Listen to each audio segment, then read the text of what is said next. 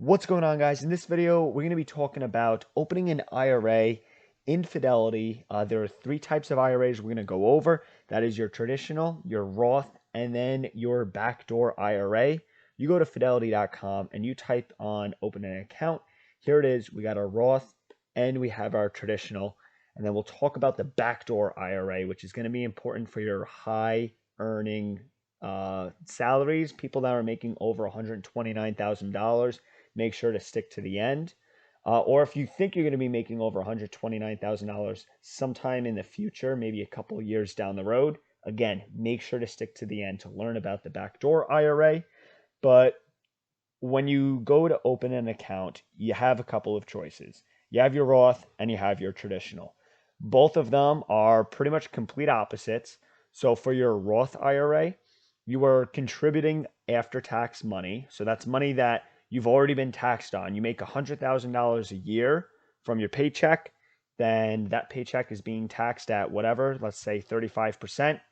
You're left with $65,000, and the money you put into your Roth IRA, that is the after-tax money. But then the cool part is once you retire, you do not pay any taxes on your gains. So if you have $1 million sitting in a Roth IRA and you only contributed $100,000, that's a $900,000 profit. You don't have to pay taxes on any of it. A traditional IRA is the complete opposite. So the money you put in is pre-taxed. So even if you're taking that from your salary, you actually will get a deduction for the year and you'll get money back on your taxes.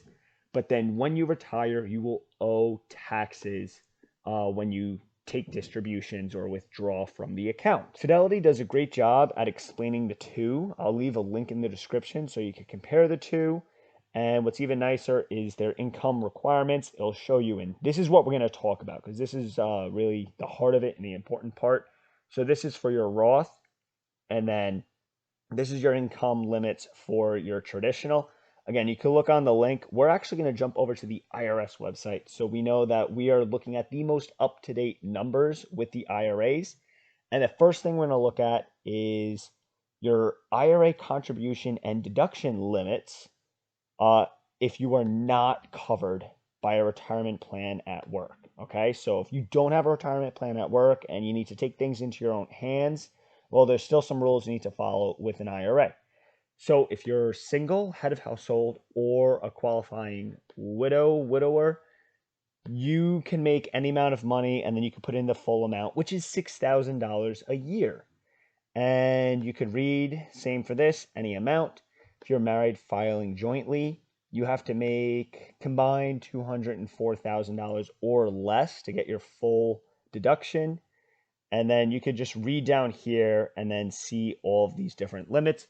You got a partial deduction if you're in between these two. If you're over $214,000 a year, you do not get any deduction. If you're less than $10,000 a year for this, a partial deduction, and then filing separately, 10,000 or more, no deduction. So these are things you need to consider. See where you fall in and then see what you get to deduct, because the point of a traditional IRA is to tap into that deduction. That's one of the major benefits of it. Now, let's say you are covered by your job. So here's the next one. You are covered by your job, but you still want to open up an IRA because you want to go that extra mile. Well, the rules get even more strict. If you're single or head of household, you need to make less than $68,000 a year to get a full deduction.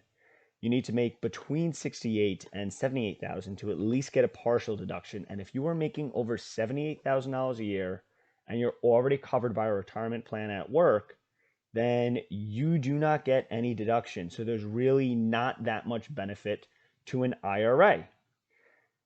If you're married, again, you could read all of these and you could see what it is. But this is the big thing. You need to look at, is it even worth opening up an IRA? Maybe I won't get any deduction, and then you're just kind of wasting your time. That's when the next thing could come into play, and that is a Roth IRA. So here's your Roth IRA contribution limits. It's a little bit higher. And remember, this is your post-tax money, but then when you retire, you pay no taxes whatsoever on all of your gains. which is really nice because that could save you a lot of money in the long run. So you could see if you're married filing jointly and it's under $200,000, well, 204,000, you could put in the full $6,000 limit. And then you could go down the list, but here are the big ones, especially if you're single, head of household, or married filing separately. You make less than $129,000 a year, you're good. You make in between 129 and 144, you got a reduced amount that you're allowed to contribute each year. And then lastly, if you make over $144,000 a year, you cannot contribute to a Roth IRA, which really sucks because you're thinking, I'm trying to make as much money as possible. I want to retire early, but I don't even get the benefits of a Roth IRA because I make too much. But that's okay because that's where the backdoor Roth IRA comes into play, which we will see that in a couple of minutes. But before that, I'm going to jump back to the regular IRA because you may be asking, okay, well, once I put my money in, I know which bracket I am.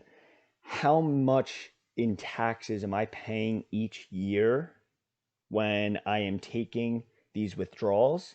Well, you're actually taxed at your income tax bracket. So that's another thing we can look at the IRS.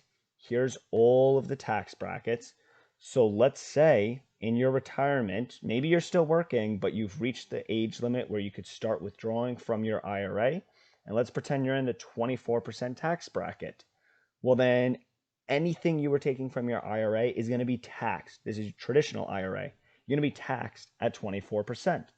Let's say you make more money and you're at 35, then you're going to be taxed at 35%. So we'll keep numbers easy. Let's say you want to take $100,000 out of your traditional IRA, you're going to be taxed at 35%. You're going to owe $35,000 on that. If you're making less, like say 12%, then you're going to be taxed at 12%. And keep in mind, that is when you are of the age of retirement or when you're allowed to access the funds. So here's your withdrawals. You need to be 59 and a half years old to start taking this money out. If you do it before that, then you may be subject to an extra 10% tax penalty. So keep that in mind. See that? Early withdrawal penalties. Now, there's some rules around this, like if you're a first-time home buyer, or if you have medical expenses, or you're going back to school, then you're allowed to tap into your retirement accounts early and you don't get that penalty. But another cool thing about the Roth IRA is, let's say you've been putting $6,000 in every single year for 10 years. So you have $60,000 that you've contributed and it's grown 100%. So you have $120,000 and you want some money, maybe you're buying a new car or whatever. You're actually allowed to touch that initial $60,000 that you put in, and you won't get penalized for it. You won't owe any taxes because you've already paid taxes on that initial $60,000, $6,000 over the past 10 years. So you could actually tap into your Roth IRA whenever you want, at whatever age, completely tax and penalty free, as long as it's only the money that you are contributing. As soon as you touch that earned amount, so if you have $60,000 in there and it grew to $120,000, you could only take $60,000. Take a dollar over that $60,000, then you'll have to pay taxes on it, and then you also may have to pay that 10% penalty tax.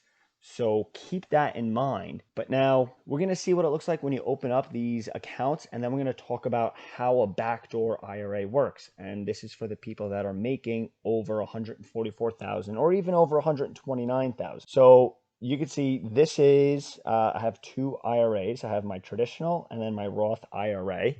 I have $6,000 in my Roth IRA, and I'll show you how to buy stock or an ETF or a mutual fund. It's very simple, but you may be asking, why do I have two? I can only put in $6,000 a year.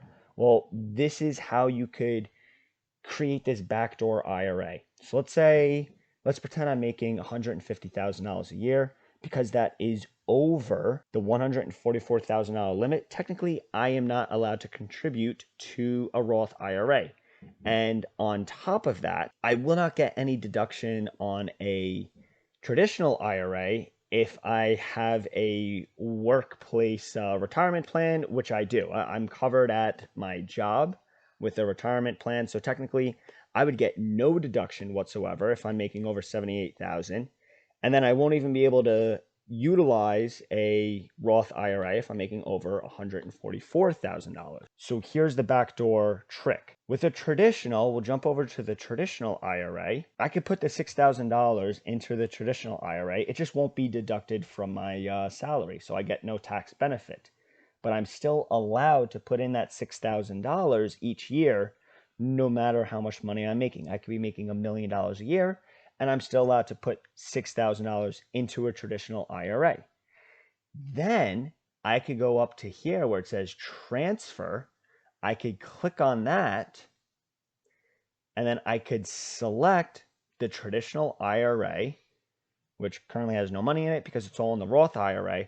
But then I could transfer that $6,000 from the traditional IRA and then put it into the Roth IRA. And that is completely legal, and the IRS accepts that. And then that is how I could get around it. That's a loophole, a tax loophole, to put that $6,000 into the Roth IRA, even if I'm making too much money.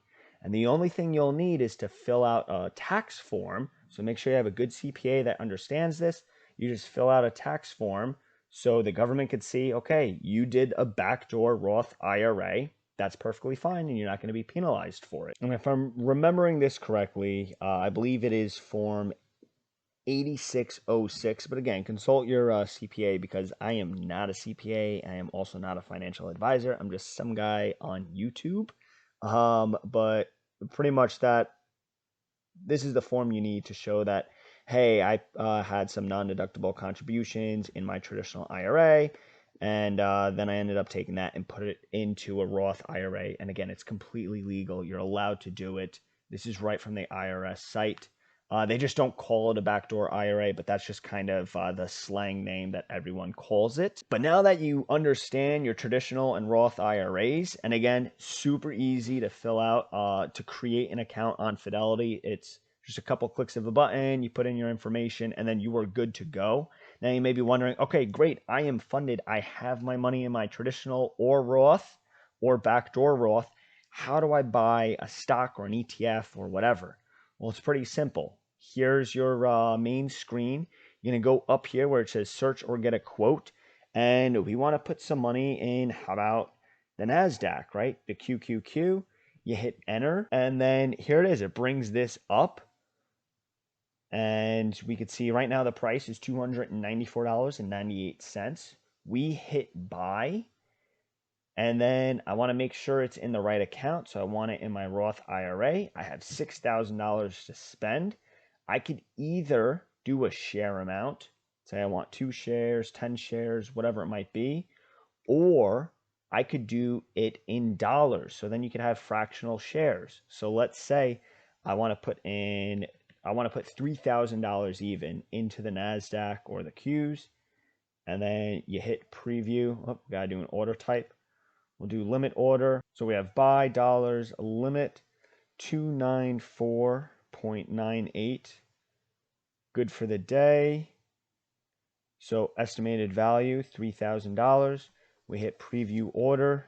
And it looks like if you are doing it in dollars, then it has to be during the market hours. So, but that's what you do. You'd hit preview order, and then you'd be good to go.